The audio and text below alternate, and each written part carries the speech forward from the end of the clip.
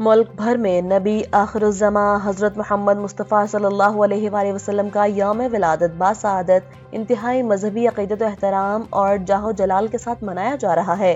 دن کا آغاز وفاقی و صوبائی دارالحکومت میں توپوں کی سلامی سے ہوا، جبکہ گلیوں، محلہ، مسجد اور سرکاری عمارتوں کو برقی قمقموں اور ماڈل سے سجا دیا گیا۔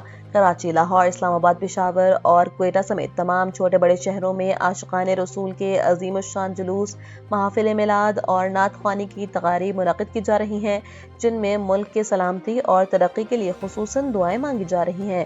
اہم شہروں میں مرکزی جلوسوں کے روٹس اور سیکیورٹی کی خاطر خصوصی انتظامات مکمل کر لیے گئے ہیں، جبکہ کے الیکٹرک نے بھی عید میلاد النبی کے موقع پر کراچی میں لوڈ شیڈنگ نہ کرنے کا اعلان کیا ہے۔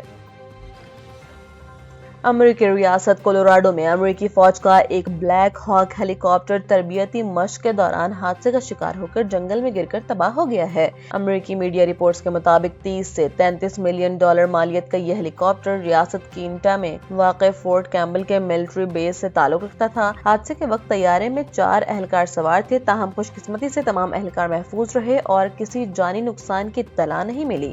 امدادی ٹیموں نے ڈینور کے قریب پہاڑی اور جنگلاتی علاقے سے تباہ شدہ ہیلی کاپٹر کا ملبہ تلاش کر لیا ہے، جبکہ حادثے کی اصل وجوہات جاننے کے لیے تحقیقات شروع کر دی گئی ہیں۔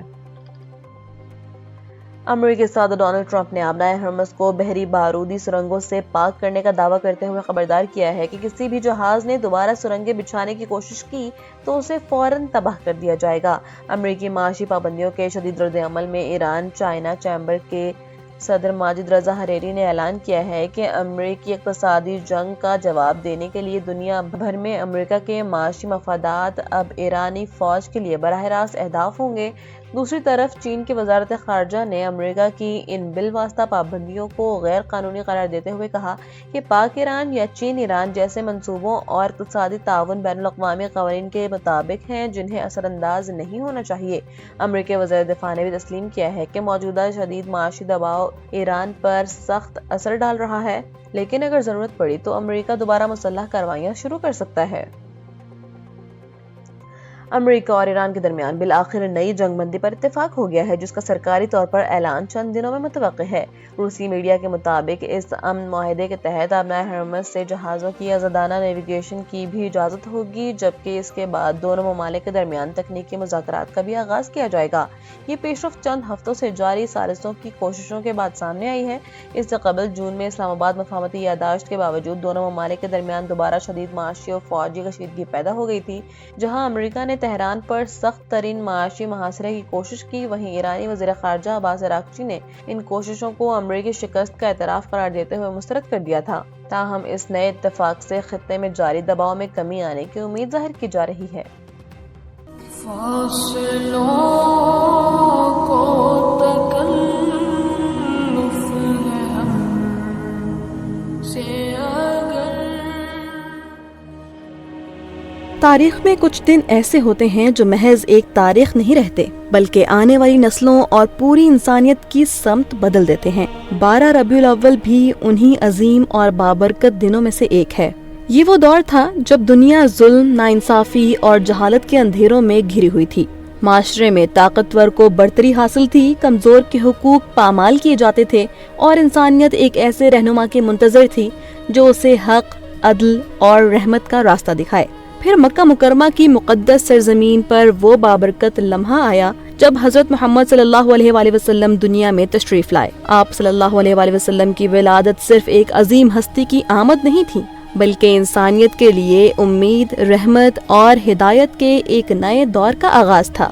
آپ صلی اللہ علیہ وآلہ وسلم بچپن اور جوانی ہی سے اپنے اعلیٰ کردار، سچائی اور امانت داری کی وجہ سے لوگوں میں ایک منفرد مقام رکھتے تھے۔ مکہ کے لوگ آپ صلی اللہ علیہ وآلہ وسلم کی دیانت اور کردار پر اس قدر اعتماد کرتے تھے کہ آپ کو صادق اور امین کے القابات سے یاد کیا جاتا تھا۔ جب اللہ تعالیٰ نے آپ صلی اللہ علیہ وآلہ وسلم کو نبوت عطا فرمائی تو آپ نے انسانوں کو ایک اللہ کی عبادت کی دعوت دی۔ آپ صلی اللہ علیہ وآلہ وسلم نے انصاف، سچائی، رحم، مساوات، بھائی چارے اور بہترین اخلاق کا درس دیا اور لوگوں کو بتایا کہ انسان کی اصل عظمت اس کے کردار اور تقوی میں ہے۔ اس پیغام کی راہ آسان نہیں تھی۔ ابتدا ہی سے آپ صلی اللہ علیہ وآلہ وسلم کو شدید مخالفت، مشکلات اور تکالیف کا سامنا کرنا پڑا، لیکن ان تمام حالات کے باوجود آپ نے صبر، حکمت اور اعلیٰ اخلاق کا دامن نہیں چھوڑا اور اللہ تعالیٰ کا پیغام لوگوں تک پہنچاتے رہے۔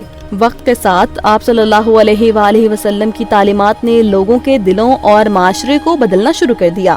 جہاں کبھی نفرت اور دشمنی تھی، وہاں محبت اور بھائی چارہ پیدا ہو گیا۔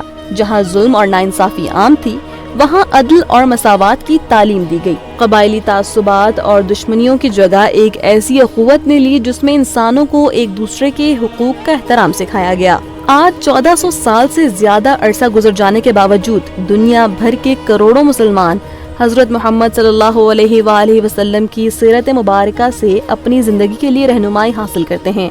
آپ صلی اللہ علیہ وآلہ وسلم کی تعلیمات آج بھی ہمیں امن، رحمت، انصاف، سچائی اور انسانیت کا راستہ دکھاتی ہیں۔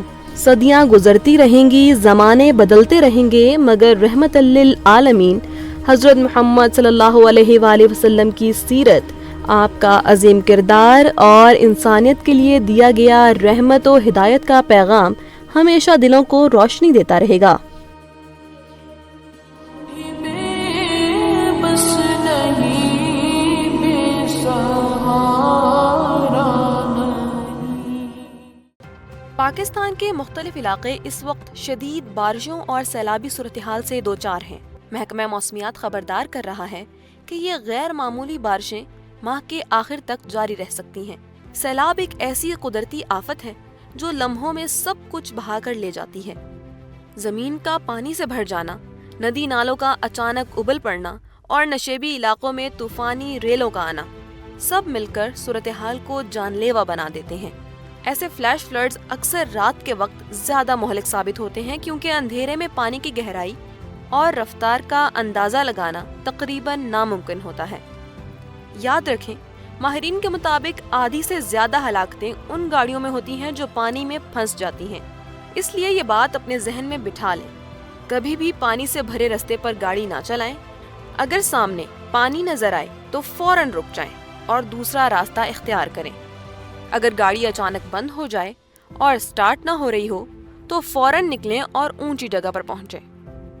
ایک انڈر پاس صرف چند منٹوں میں 5 سے 6 فٹ پانی سے بھر سکتا ہے اور یہ صورتحال زندگی کے لیے بڑا خطرہ ہے۔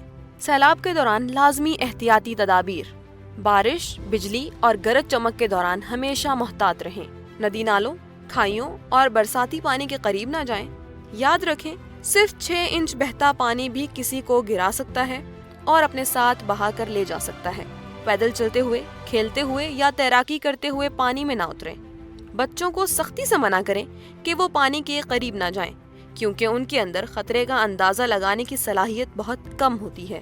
اپنے گھر اور زندگی کے تحفظ کے لیے یہ اقدامات کریں: کم از کم 3 دن کا پینے کا صاف پانی، کھانے پینے کا سامان، torch, mobile power bank, first aid kit, نقدی اور 7 دن کی ضروری ادویات اپنے پاس رکھیں۔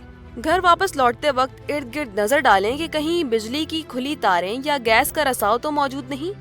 اگر گیس کی بو یا سیٹی جیسی آواز سنائی دے تو فوراً گھر خالی کر دیں اور متعلقہ اداروں کو اطلاع دیں۔ بجلی کے گرے ہوئے کھمبوں، پانی میں ڈوبی تاروں یا ٹوٹے ہوئے برقی آلات کے قریب نہ جائیں۔ پالتو جانوروں کو بھی پانی اور خطرناک مقامات سے دور رکھیں۔ سیلابی پانی میں ڈوبا ہوا یا آلودہ کھانا کسی صورت استعمال نہ کریں۔ جب شک ہو تو فوراً پھینک دیں۔ صرف صاف اور محفوظ پانی ہی پینے، کھانے اور روزمرہ استعمال کے لیے استعمال کریں۔ یاد رکھیں، آپ کی ایک چھوٹی سی احتیاط آپ کی اور آپ کے پیاروں کی زندگی بچا سکتی ہے۔ اپنے اہل خانہ کو سیلابی پانی سے دور رکھیں، حالات پر نظر رکھیں اور احتیاط کو اپنا اولین اصول بنائیں۔